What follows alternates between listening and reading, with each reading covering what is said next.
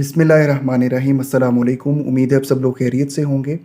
आज मैं आप लोगों को बताऊंगा कि एक सिविल फ़ाइल कैसे प्रिपेयर की जाती है, और ये एक बहुत ही इम्पॉर्टेंट लेक्चर है। इसको आपने पूरा सुनना है क्योंकि ये वो लेक्चर है जो कि बेसिकली आपकी मोहताजी ख़त्म करेगा। आपको किसी मुंशी या किसी और शख्स की ज़रूरत नहीं पड़ेगी फ़ाइल प्रिपेयर करने के लिए।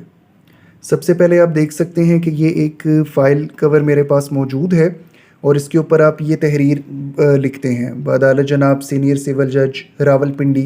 क्योंकि ये रावलपिंडी के हवाले से मैं आज बताऊंगा, पंजाब के हवाले से। और यहाँ पर आपका केस टाइटल आ गया मोहम्मद नईम बनाम अवामुन्नास। उसके बाद आप यहाँ पर लिखेंगे कि कौन सा सूट आप फाइल कर रहे हैं। जैसे ये एक विरासतनामा है तो मैंने यहाँ पर विरासतनामा की हेडिंग दे दी है। अब अगर कोई सूट फॉर पार्टीशन होगा, तकसीम दावा, तो आप वो लिख देंगे। इस्तकरार हक है तो वो लिख देंगे। हुक्म इम्तनाई है तो फिर आप वो लिख देंगे। तो जो भी चीज़ है वो यहाँ पर स्पेसिफाई हो जाएगी। उसके बाद आप देख सकते हैं बजरिया कौंसल उसामा बिन सलाम एडवोकेट हाई कोर्ट। ठीक है, तो ये आप यहाँ से गैदर कर सकते हैं कि आपने किस तरीके से यहाँ पर लिखना है। उसके बाद हम अपने मेन पोर्शन पर आते हैं।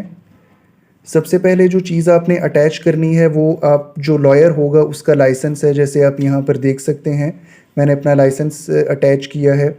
उसके बाद आप देख सकते हैं ये नईम साहब आगे, इनका आईडी कार्ड आएगा जो भी प्लेंटिफ होगा।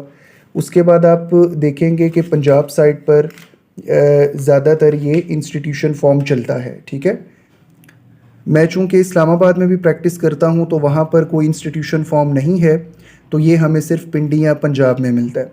अब इसके ऊपर आपने सबसे पहले टिकट लगाना है। उसके बाद इसमें बहुत सारी डिटेल्स हैं। जो डिटेल याद रखने वाली है वो प्रेजेंटेड बाय। ठीक है, यहाँ पर मैंने अपना नाम लिख दिया उसामा बिन सलाम एडवोकेट हाई कोर्ट, और उसके बाद मेरे दस्तखत आ गए। बाकी कुछ चीज़ें इसके अंदर एडमिनिस्ट्रेटिव हैं, जैसे ये सीनियर सिविल जज जो डिवीज़न है रावलपिंडी, वो इसके ऊपर सिग्नेचर या अपनी मोहर लगाएगा। बाकी इसमें जो आपने मेन चीज़ फिलअप करनी है that is title of the case. ठीक है, Mohammad Naeem versus public at large. ठीक है, तो बाकी अगर आप सेल नंबर या CNIC नंबर लिखना चाहते हैं तो लिख दें। अगर आप नहीं भी लिख दें तो ये दावा आपका दायर हो जाएगा, इसमें कोई इशू नहीं आएगा।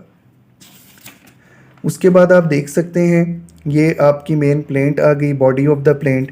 ये आपने सारी लिख दी। यहाँ पर आपने सिग्नेचर वगैरह ले लिए, जो भी आपने करना है। उसके बाद जो इम्पॉर्टेंट डॉक्यूमेंट है वो आपका फहरिस्त वारिसान है।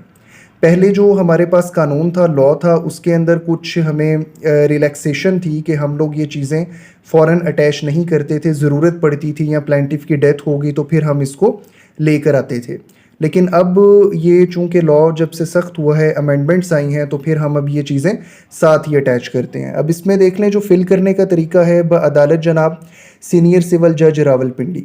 बार बार सीनियर सिविल जज इसलिए आ रहा है क्योंकि आपको पता है कि जब हम दावा दायर करते हैं तो हमें नहीं पता होता कि वो कौन सी अदालत में, कौन सी कोर्ट में जाना है। तो इस वजह से हम सिर्फ सीनियर सिविल जज लिखेंगे कि जो कि एडमिनिस्ट्रेटिव जज है। और जब वो इंस्टीट्यूशन ब्रांच में आप ये फ़ाइल प्रिपेयर करके ले जाएंगे तो उसके बाद वो सीनियर सिविल जज के पास भेजेंगे मार्किंग के लिए। तो मुमकिन है कि सीनियर सिविल जज साहब खुद अपने पास रख लें या फिर किसी और जज की ड्यूटी लगा देंगे वो केस सुनने की। यहाँ पर टाइटल आ जाएगा बमुकदमा मोहम्मद नईम बनाम अवामुन्नास। ठीक है, तो चूँकि ये जो विरासतनामा है ये अवामुन्नास के अगेंस्ट होता है, एक डिक्लेरेशन आपने लेनी है कि किसी को कोई इतराज़ है या कोई और वारिस है क्लेम करना चाहता है तो वो आ जाए। ठीक है, तो इसके अंदर जो फहरिस्त वारिसान है, बेसिकली हम जो नॉर्मल दावे हैं उनमें तो हम नंबरिंग लिखते हैं कि भाई ये प्लेंटिफ है और ये उसके आगे वारिसान आ गए, नंबर 1, नंबर 2, नंबर 3। अब इसमें मैंने इसको फिलअप सिर्फ नाम मुदई मोहम्मद नईम, और यहाँ पर मैंने लिख दिया कि बकिया वारिसान पैरा नंबर 2 दावा में दर्ज है। मुकदमा हाजा बाबत वरासतनामा है। क्यों? क्योंकि ये तो है ही वरासतनामा कि इसमें तो जितने भी ऑलरेडी लीगल एयर्स हैं उनकी हमने डिक्लेरेशन लेनी है कि वो मुतवफ़ी के वाली वारिस हैं। ठीक है, वो लीगल एयर्स हैं डिसीज्ड पर्सन के। तो इस वजह से यहाँ पर मैंने फिर इनके नाम, बाज़गश्त वारिसान, नाम, पता वगैरह और कुछ मैंने नहीं लिखा, रिश्ता नहीं लिखा। और यहाँ पर ये कैफियत आ जाती है। कैफियत के अंदर डिफरेंट चीज़ें हो सकती हैं, मसलन ये कि आप रिश्ता भी लिख सकते हैं, और उसके अलावा यहाँ पर अगर कोई एक ऐसा वारिस है जो कि अपॉइंट किया गया या फिर किसी विल के ज़रिए से आया, जो कि मुद्दई ने ख़ुद अपनी ज़िंदगी में कहा कि भाई ये मेरा लीगल रिप्रेजेंटेटिव होगा, ठीक है, वो भी इसमें आ सकता है। और इसके अलावा सिंपल कैफियत भी आप लिख सकते हैं कि भाई अब ये जो हैं ये आकर आगे परसू करेंगे। हो सकता है कि एक से ज़्यादा वारिसान हो, उनमें से कोई एक स्पेशल बंदा आकर उसको परसू कर रहा होगा, ठीक है। तो ये सारी चीज़ें यहाँ पर आ जाएंगी। उसके बाद फ़र्द पता यहाँ पर मौजूद है, ये भी एक ज़रूरी डॉक्यूमेंट है। ऑर्डर 7 के अंदर ये प्रोविज़न मौजूद है कि अगर ये फ़र्द पता दाखिल ना किया जाए तो उसके वजह से जो सूट है वो फिर मेंटेनेबल नहीं होगा और वो ख़ारिज हो जाएगा, ठीक है। और जहाँ पर भी कोई भी प्लेंटिफ अपना एड्रेस चेंज करेगा तो उसकी बाबत भी वो कोर्ट को बताएगा। अब यहाँ पर भी उसको इसी तरीके से फ़िल किया गया है। अदालत जनाब सीनियर सिविल जज रावलपिंडी, उसी तरीके से आपने टाइटल लिख दिया, दावा इस्तकरार हक बाबत वरासतनामा, यानी इस्तकरार हक यानी डिक्लेरेशन। और किसके लिए डिक्लेरेशन लेनी है? लीगल एयरशिप के लिए, ठीक है, कि आपने अपने आप को लीगल एयर डिक्लेयर करवाना है कोर्ट से। मन मज़र मोहम्मद नईम, उसके बाद माला में हर एक समन नोटिस दीगर हुक्मनामा की तामील दौरान, ठीक है। तो ये सारी डिटेल्स आ गई। और उसके बाद इसका जो है यहाँ पर आपने नाम पता मोहम्मद नईम वल्द मोहम्मद सादिक परवाना, और उसके बाद जो है ये सारा उसका एड्रेस आ जाएगा, ठीक है। इसी तरीके से मोस्ट इम्पॉर्टेंट जो यहाँ पर फॉर्म है वो है फ़हरिस्त दस्तावेज़ात पेश करदा। ये ऑर्डर 13 रूल 1 के मुताबिक है कि लॉ कहता है कि जो जो डॉक्यूमेंट्स आपने लगाने हैं या इस्तेमाल करने हैं अपने केस बनाने के लिए, तो उसको जो है आप यहाँ पर मेंशन करेंगे। तो इसी तरीके से अदालत का नाम लिखा, केस का टाइटल लिखा, यहाँ पर दावा मुझसे गलती से रह गया है, वही इस्तकरार हक बाबत विरासतनामा। और फिर तरीका ये है कि आप नंबर शुमार, नंबर 1 डॉक्यूमेंट, इसमें एक आपको डेथ सर्टिफिकेट की कॉपी चाहिए होती है, वो आपने लगा दी। सेकंड जो है आपके पास और ये एनेक्जर ए है, ठीक है। सेकंड पर आपने लिख दिया कॉपी एफआरसी, जो फैमिली रजिस्ट्रेशन सर्टिफिकेट है, ठीक है, वो आपने लगा देना है साथ, ताकि आप उसमें फैमिली की डिटेल ले सकें, ठीक है। और यहाँ पर ये दस्तखत मौजूद हैं सालिया वकील के। अब ये आप देख सकते हैं कि ये डेथ सर्टिफिकेट आ गया, उसके ऊपर ये डेथ सर्टिफिकेट है और एनेक्जर ए हमने लगा दिया। इसी तरीके से दूसरा आप देख सकते हैं एनेक्जर बी यहाँ पर मौजूद है, और एनेक्जर बी ये सारा आपके पास एफआरसी की कॉपी मौजूद है, ठीक है। इसी तरीके से ये आप देख सकते हैं, ये एनेक्जर बी आ गया। ओके जी, उसके बाद ये list of Reliance very important document, नमूना फ़हरिस्त ज़ेरे ऑर्डर 7 रूल 14 कि यानी जिन जिन डॉक्यूमेंट्स के ऊपर आप इन्हिसार करेंगे, रिलाई करेंगे, वो भी आपने बताने हैं। तो इसको फिल करने का तरीका बादालत जनाब वही टाइटल आ गया, दावा आ गया। अब ये डिटेल्स देखें, अर्ज़ दावा, क्या तुम जवाब दावा के साथ कोई दस्तावेज़ दाखिल कर चुके और वो कौन कौन से हैं? तो आपने जवाब में लिख देना जी हाँ बमुताबिक फ़हरिस्त दस्तावेज़ात पेश करदा, यानी जो हमने पेश किए हैं वो अपनी फ़हरिस्त में लगा दिए हैं। क्या तुम कोई और दस्तावेज़ात पेश करोगे जो तुम्हारे कब्ज़ा इख्तियार में है और किस किस के कब्ज़े में है? अभी यहाँ पर मैंने कुछ और पेश नहीं करना तो मैंने नहीं लिख दिया है, और अगर मैंने कुछ पेश करना हो जो मेरे पास नहीं किसी और के पास है तो फिर वो मैं स्पेसिफ़ाई कर दूँगा, ठीक है, कि भाई ये फ़लाँ बंदे के पास है। और इसी तरीके से जो तीसरा कॉलम है, क्या तुम दीगर किसी दस्तावेज़ात पर इस्तदलाल रखने का इरादा रखते हो, तो वो कौन कौन से हैं और किस किस के कब्ज़े में हैं। अब ये बड़ा इंपॉर्टेंट है कि अगर आपने कहीं पर रिलाई करना हो किसी भी डॉक्यूमेंट पर तो लाजमी आप ये यहाँ पर मेंशन करेंगे, ठीक है, क्योंकि अगर आपने ये मेंशन नहीं किया तो बाद में आपको कोर्ट इजाज़त नहीं देगी। इसी वजह से हमने लिख दिया कि बकिया दस्तावेज़ात बवक्त शहादत पेश करने की इजाज़त रहे, ठीक है। तो ये बड़ा इंपॉर्टेंट लिस्ट ऑफ रिलायंस, ठीक है।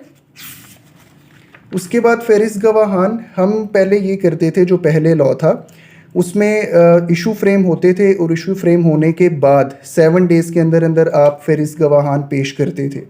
अब ये है कि फ़हरिस्त गवाहान भी हमें किसी हद तक साथ देनी पड़ती है, ख़ासकर जो इस्लामाबाद के अंदर अमेंडमेंट्स हैं वहाँ पर आपको ये साथ देनी पड़ती है।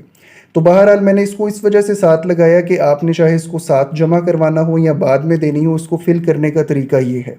नाम अदालत मैंने इस वजह से नहीं लिखा कि बाद में जिस भी अदालत को ये मार्क होगी तो उन रेलेवेंट जज साहब का नाम यहाँ पर आ सकता है, ठीक है। उसी तरीके से आपने टाइटल लिखा, नंबर शुमार मोहम्मद नईम मुदई, ठीक हो गया। क्या करेगा? मंदरजाते दावा की तस्दीक करेगा। जो जो दावे में उसने लिखा है वही वो रिप्रोड्यूस करेगा। इसी तरीके से मोहम्मद कासिम वल मोहम्मद सादिक परवाना और ये इस तरीके से दूसरे विटनेस यहाँ पर आ गए और वो भी मंदरजाते दावा की तस्दीक करेंगे। ठीक है।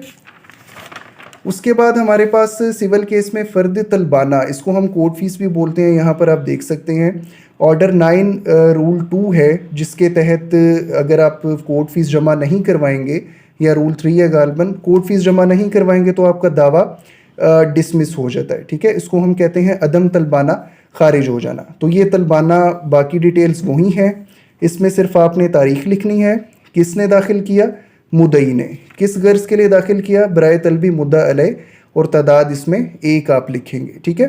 बेसिकली जो ये वाले केसेस हैं विरासतनामे वाले, इनके अंदर नॉर्मली हम लोग तलबाना नहीं लगाते, क्योंकि उसके अंदर पब्लिक एट लार्ज है, तो डायरेक्ट अखबार इश्तिहार होता है, तो उसमें कोई समन वगैरह दाखिल नहीं किए जाते। ठीक है। लेकिन मैंने फिर भी यहाँ पर लगा दिया ताकि आपको पता चल जाए कि ये फिल कैसे करना है। तलबाने के बिल्कुल नीचे यहाँ पर हम समन लगाते हैं। अब एक और इम्पॉर्टेंट चीज़ जो कि अभी हमारे पास आई है वो ये है, ये फॉर्म नंबर 14 है ऑर्डर 9A के मुताबिक। बेसिकली ये केस की अच्छी मैनेजमेंट के लिए कानून के अंदर प्रोविजंस मौजूद हैं कि भाई आप केस को मैनेज करेंगे, जो भी उसमें एक्स्ट्रा चीज़ें हैं वो आप निकाल देंगे, और अगर कोई पार्टीज़ जो हैं वो इशू पर नहीं हैं, या कोर्ट को लगता है कि कोई एक्स्ट्रा चीज़ें इन्वॉल्व हैं, या पार्टीज़ खुद कुछ चीज़ों को सेटल डाउन करना चाहती हैं, तो ये कोर्ट उसको सुपरवाइज़ करेगी। तो इसमें आप देख सकते हैं कि कोर्ट है, सिविल सूट नंबर है, डेट टाइम वगैरह है। अब इसमें देखें स्टेटमेंट ऑफ सबमिटेड फैक्ट कि आपने दावे के अंदर क्या लिखा हुआ है, स्टेटमेंट ऑफ डिस्प्यूटेड फैक्ट के जवाब दावे के अंदर डिफेंडेंट ने क्या इख्तलाफ उसके अंदर लेकर वो आया है। इसी तरीके से issues arising for determination including preliminary issue if any. ठीक है। तो इसका मकसद ये हुआ कि जो प्लेंटिफ है वो भी लिखेगा, डिफेंडेंट जो है वो भी अपने बताएगा कि किस चीज़ को डिस्प्यूट करता है और किसको नहीं करता, और फिर उसके अंदर वो इशू वगैरह फ्रेम हो जाएंगे। ठीक है। और पार्टीज़ भी जो है अपने प्रोपोज्ड इश्यूज़ दे सकती हैं कि मामले को कैसे हल करना चाहिए। अब ये फॉर्म जो है यहाँ पर मैं आपको दिखाता चलूँ,